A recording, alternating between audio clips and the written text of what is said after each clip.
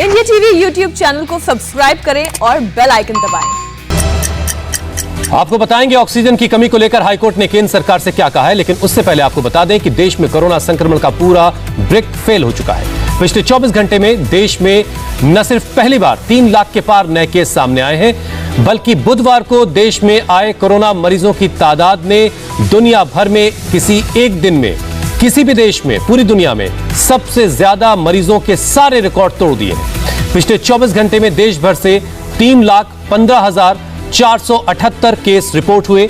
एक दिन में आई कोरोना मरीजों की यह संख्या एक वर्ल्ड रिकॉर्ड है। इस दौरान भारत में 2,101 मरीजों की जान चली गई। इससे पहले अमेरिका में इसी साल 8 जनवरी को 3,07,581 नए केस एक दिन में आए थे, जो एक वर्ल्ड रिकॉर्ड था।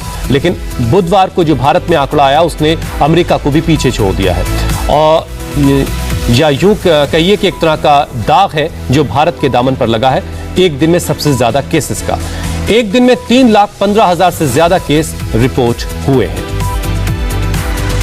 बुधवार को भारत में न सिर्फ दुनिया में सबसे ज्यादा कोरोना के केस रिपोर्ट हुए, जो एक वर्ल्ड रिकॉर्ड है, बल्कि कई और ऐसे रिकॉर्ड भी बने जिसकी उम्मीद किसी ने भी नहीं की थी।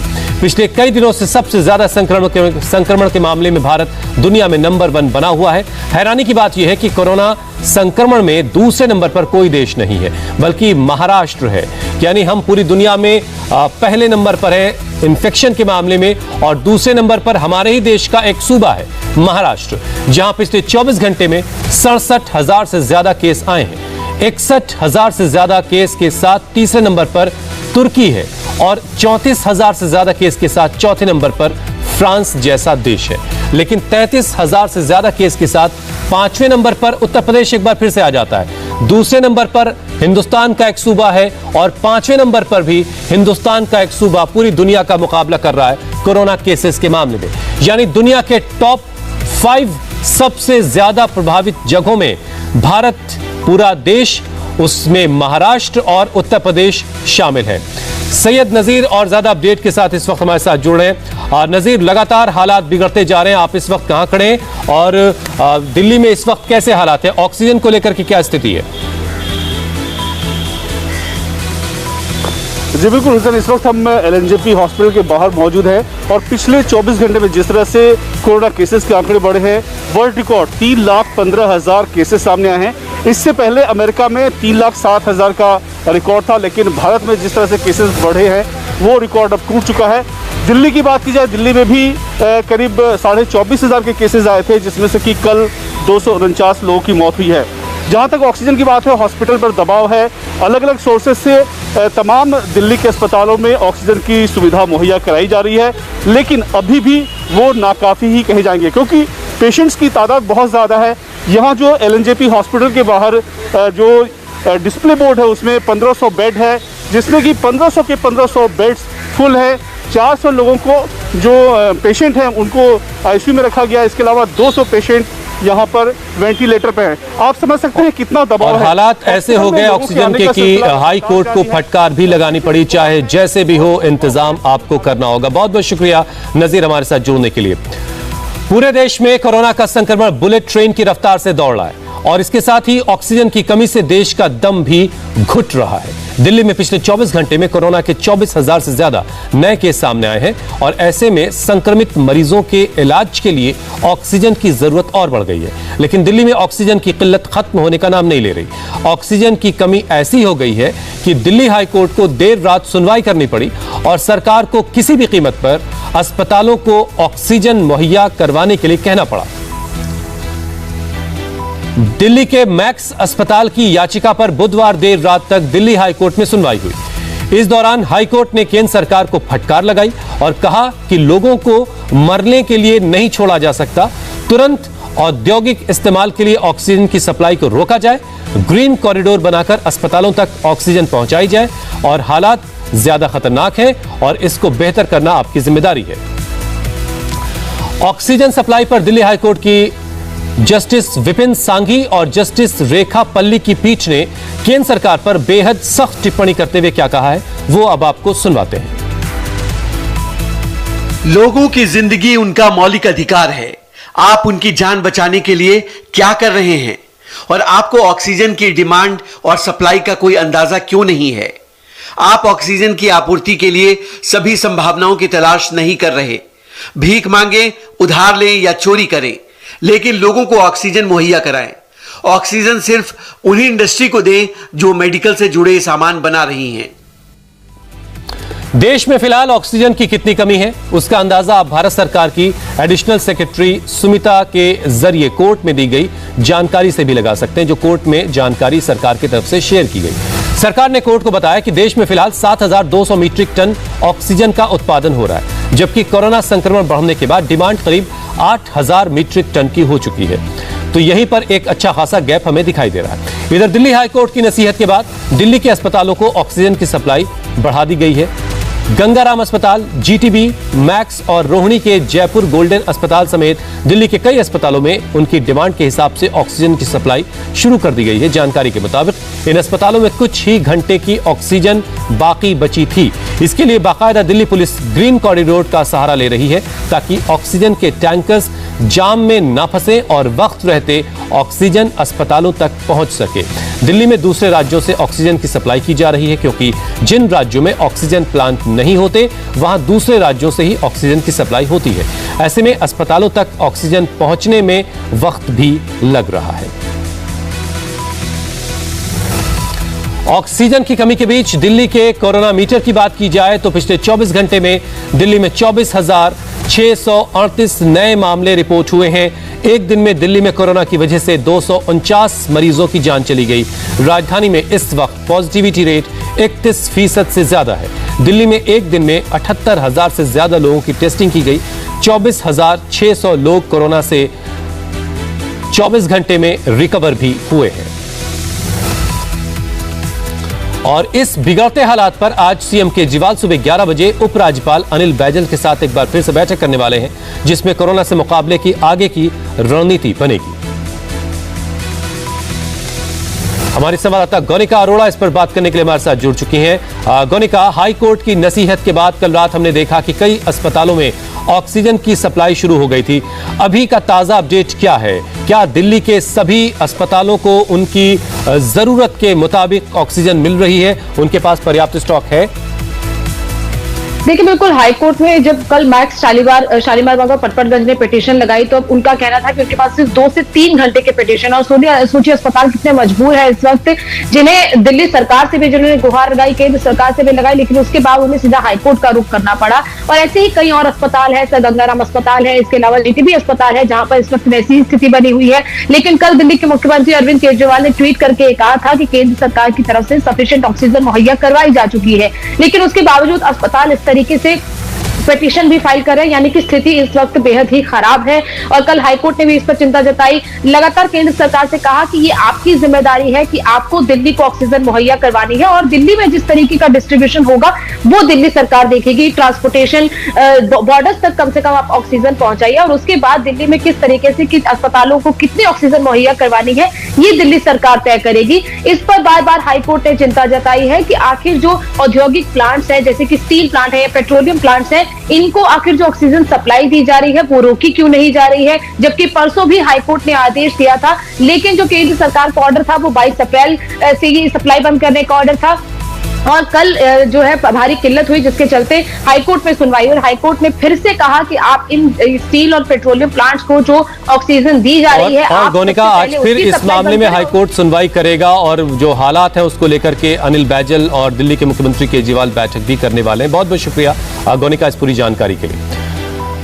महाराष्ट्र के नासिक में ऑक्सीजन टैंक लीक के मामले में अब तक 24 मरीजों की जान चली गई है। इस मामले में लापरवाही बरतने की बात सामने आने के बाद नासिक पुलिस ने एक्शन भी लिया है। पुलिस ने 304 के तहत धारा 304 के तहत मुकदमा दर्ज किया है। पुलिस ने फिलहाल अज्ञात लोगों के खिलाफ गैर इरादतन हत्या का मामला दर्ज किया, लेकिन पुलिस के मुताबिक जांच के बाद दोषियों के खिलाफ कड़ी कार्रवाई होगी। उनके नाम भी इस एफआईआर में जोड़ दिए जाएंगे।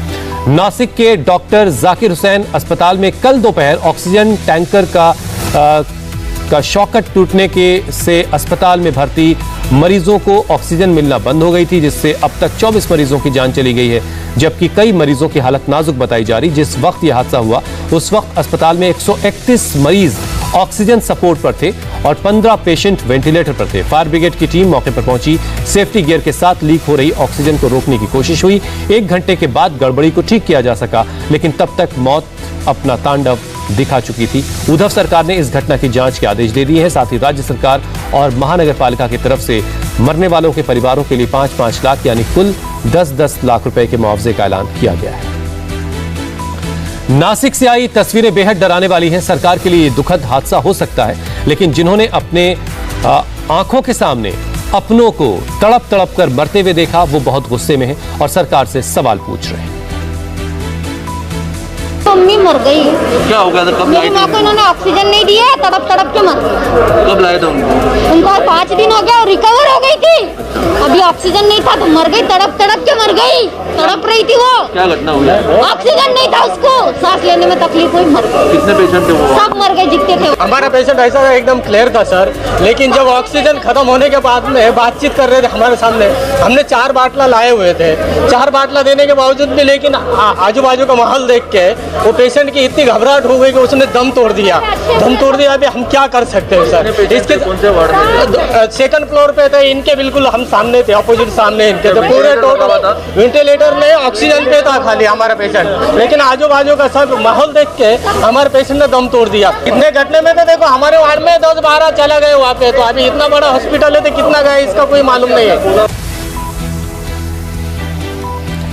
महाराष्ट्र में कोरोना से हाहाकार के बीच उद्धव सरकार की वायरस पर लगाम लगाने के लिए ब्रेक द चेन मुहिम फेल होती नजर आती है। पिछले 24 घंटे में राज्य में कोरोना के 67,468 नए केस रिपोर्ट हुए। वहीं बीते 24 घंटे में 568 लोगों की जान चली गई। महाराष्ट्र में कोरोना के बेकाबू हाल को देखते हुए ठाकरे सरकार ने आज से पूरे राज्य में कंप्लीट लॉकडाउन लगाने का फैसला किया है। आज रात 8 बजे से 1 मई सुबह 7 बजे तक महाराष्ट्र में पूरी तरह से लॉकडाउन रहेगा, तालाबंदी रहेगी। कोरोना केस में कमी नहीं आने की वजह से महाराष्ट्र सरकार ने यह सख्त कदम उठाने का फैसला किया है। लॉकडाउन के साथ ही उद्धव सरकार ने कई नई पाबंदियां भी लगा दी हैं। मुंबई मेट्रो और मुंबई लोकल में अब शर्तों के साथ एंट्री मिलेगी। मुंबई लोकल और मेट्रो में इमरजेंसी सेवा से जुड़े लोगों को ही जाने की इजाजत होगी और उन्हें अपना पास दिखाना होगा। सिर्फ जरूरी सेवाओं से जुड़े लोगों को ही घर से निकलने की इजाजत है। बेवजह बाहर निकलने पर 10,000 रुपए तक का जुर्माना लग सकता है। महाराष्ट्र में तमाम कड़े प्रतिबंधों के बावजूद भी संक्रमण के मामले कम नहीं हो रहे, जिसके बाद सरकार ने लॉकडाउन लगाने का फैसला किया। पूरे देश में महाराष्ट्र कोरोना के आंकड़ों में लगातार नंबर 1 बना हुआ है और यही आंकड़ा सबसे बड़ा चिंता का कारण है। हमारे संवाददाता अतुल इस वक्त हमारे साथ जुड़ चुके हैं। अतुल, ताजा सूरत हाल महाराष्ट्र का वैसे ही खराब है, डराने वाला है जो लॉकडाउन से पहले था? मतलब हम ये कह सकते हैं कि जो अब तक पाबंदियां लगाई गई वो कुछ कारगर साबित नहीं हो रही हैं?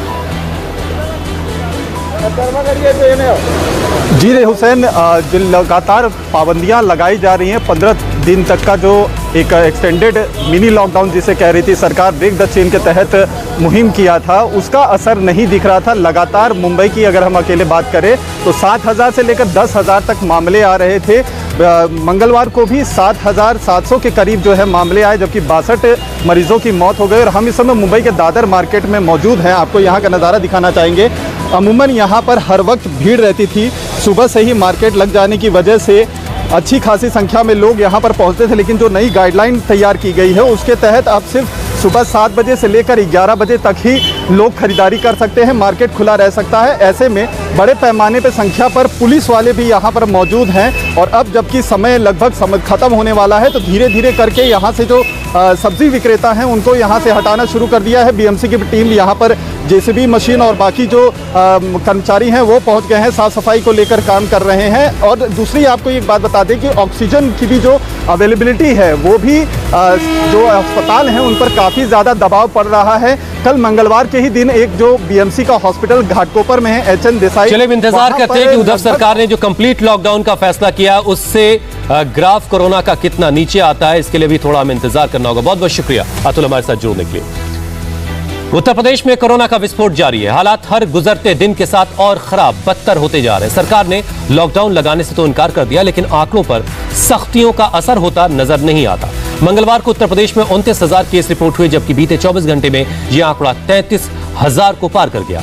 अस्पतालों में बेड और ऑक्सीजन की कमी से हाहाकार मचा है।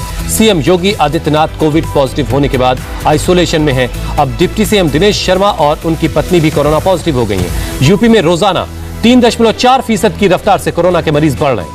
पिछले 24 घंटे में 33,106 केस रिपोर्ट हुए और 187 लोगों की जान चली गई, जबकि 14,000 से ज्यादा लोग ठीक हुए हैं, रिकवर हुए। राज्य में फिलहाल 2,40,000 से ज्यादा एक्टिव केस हैं। सबसे ज्यादा बुरा हाल लखनऊ का है, जहां सरकार और प्रशासन के सारे दावे दम तोड़ चुके हैं। अस्पतालों में इस वक्त बुरी हालत है, ऑक्सीजन की कमी, दवाओं की कमी, बेड किसी को मिल नहीं रहा। रुचि कुमार इस पर और ज्यादा जानकारी के साथ हमारे साथ जुड़ चुके हैं। रुचि, लखनऊ की क्या हालत है? क्या कुछ बेहतरी हुई है? जो और बेड्स बढ़ाए जाने की बात हो रही थी, दवाओं की कमी, ये सारी चीजें कुछ क्या बेहतर हुई हैं? देखिए, बहुत ही बुरी हालत है। एक तो इतने ज्यादा केस आ रहे हैं, उसके ऊपर से जो मरीजों को परेशानी है, उनको इलाज नहीं मिल पा रहा है। ऑक्सीजन की तो बहुत ही ज्यादा कमी है। पूरी रात हम भी नहीं सोए हैं। हमारे जानने वाले कुछ उनके कोई रिश्तेदार हैं, वो अस्पताल में भर्ती हैं, वो प्राइवेट अस्पताल है, वहाँ ऑक्सीजन खत्म हो गई है। सिलेंडर किसी तरह से कहीं से अरेंज करके भिजवाया, वो सिलेंडर खाली हो गया, अस्पताल ने कह दिया है। थोड़ी गैस उनके पास अभी आई है, बस सिर्फ 3 घंटे की ऑक्सीजन बची है, उसके बाद आप प्लीज भर ले जाइए या कहीं से ऑक्सीजन सिलेंडर लेके आइए। तो हुसैन, हम कहाँ से ऑक्सीजन सिलेंडर लेकर आए? और इस तरह की खबरें, इस तरह की परेशानी हमें प्राइवेट अस्पतालों से जगह जगह से सुनने को मिल रही है कि प्राइवेट अस्पताल कह रहे हैं कि हमारे पास ऑक्सीजन नहीं बची है, हमें ऑक्सीजन नहीं मिल रही है। एक चीज और बताएं, डेप्यूटी सीएम और उनकी पत्नी भी कोरोना पॉजिटिव हो गई हैं। ईश्वर न करे उनको ऑक्सीजन की जरूरत पड़ी तो क्या उनको ऑक्सीजन मिलेगी और आम मरीजों को नहीं मिल पा रही? ऐसा भी है क्या? देखिए, जो वीआईपी लोग होते हैं उनका तो कहीं ना कहीं अरेंजमेंट होता ही है। कई बड़े अस्पतालों में कुछ वार्ड भी रिजर्व रखे जाते हैं वीआईपीज के लिए। तो शायद जो आम आदमी को परेशानी झेलनी पड़ रही है, वो उनको ना झेलनी पड़े। ऑक्सीजन सिलेंडर रिफिल कराने में एक सिलेंडर नहीं था। बहुत बहुत शुक्रिया। तो आम आदमी बस वोटों की गिनती में है, शायद इससे ज्यादा यहाँ कहने की और क्या जरूरत है। ऑक्सीजन की कमी के बीच ऑक्सीजन सप्लाई पर कैसे एक्शन में आई है अब केंद्र सरकार, पूरी डिटेल आपको देंगे ब्रेक के बाद। नमस्ते, मैं हूं मीनाक्षी जोशी। वीडियो और खबरों से अपडेट रहने के लिए India TV YouTube channel subscribe करें, बेल आइकन दबाना ना भूलें। जुड़े रहें इंडिया टीवी के साथ।